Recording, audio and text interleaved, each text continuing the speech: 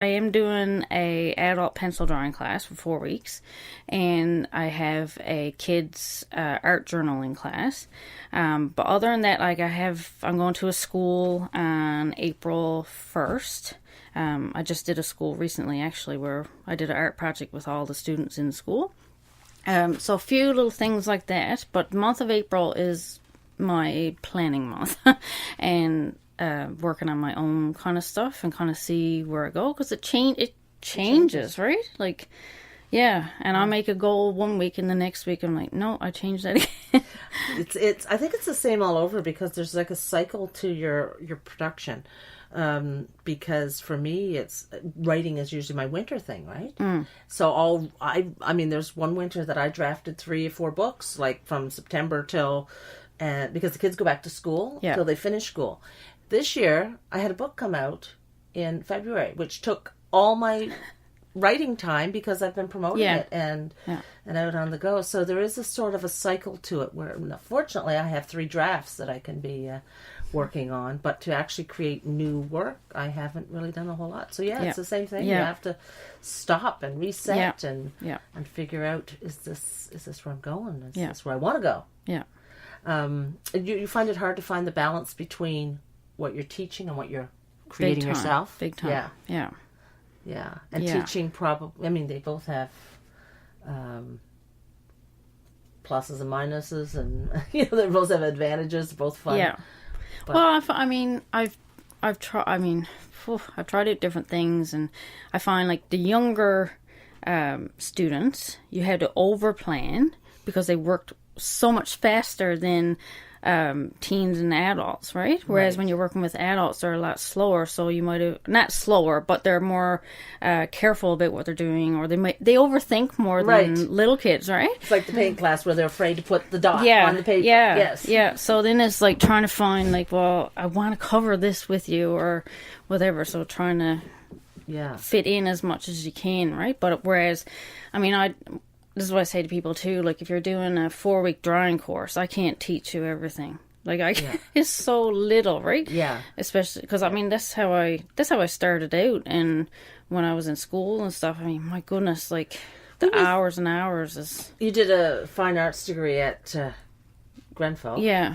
And that's a 4-year program. Yes. Yeah. So you had years of art, and then you do a 4-year, and then you do a 4-year art degree. Yeah. Right? In order to become, a working artist.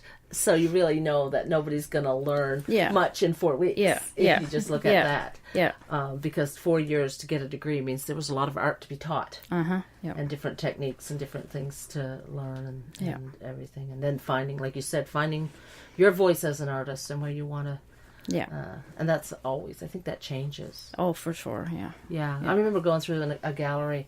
A friend of mine had a gallery in St. Mary's, Ontario, and she had all of her most recent work on our gallery, of course, and she painted all over the world. She was in demand, and then going into her back room, which had stuff that she had worked on years before, because she worked on thematic shows, right? Right. So she would do a show on this, and her work early on was completely different, and it was different. Like she ended up on aluminum. She was painting on aluminum. Her early stuff was canvas and different paint, and but she was doing oil on aluminum, and she'd gone from like sort of realistic type stuff to very abstract geometric patterns, which were so complex. Like it would take her 6 months to finish one, and which is why she was she was a really good artist. She's passed now, but I just thought, wow, like it's just an evolution. It really is a journey. So yeah. All right. Well, unless you have something to add, or you have something. So where can we find you online? Do you have a website? I'm on Facebook right now. Candi King Art Studio, and that is it right now. I am kind of working on a website, so. We'll see. If you've got Facebook, that's where the people are. That's the traffic. Candi King Art Studio. Yeah. Candi King Art Studio. King, King, not Kane.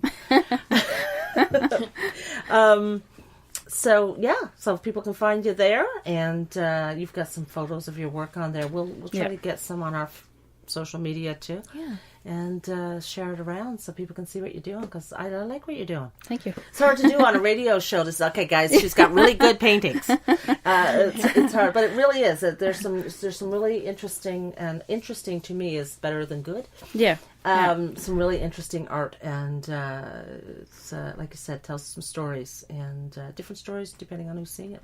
Maybe different stories than what you intended. Yeah, and that's all part of it. Yeah. So, well, anyway, thank you. Thank you so much. Bonnie. Thank you. All right. You have nothing to add. We can sign off. And so we will be back next week. Have a great weekend. Bye, everybody. You've been listening to Bridges radio program. Find us again next Friday at 8 p.m. Bridges is produced at Citadel House Studios in Lewisport, Newfoundland and Labrador, and is a collaborative project between Carolyn R. Parsons and Citadel House.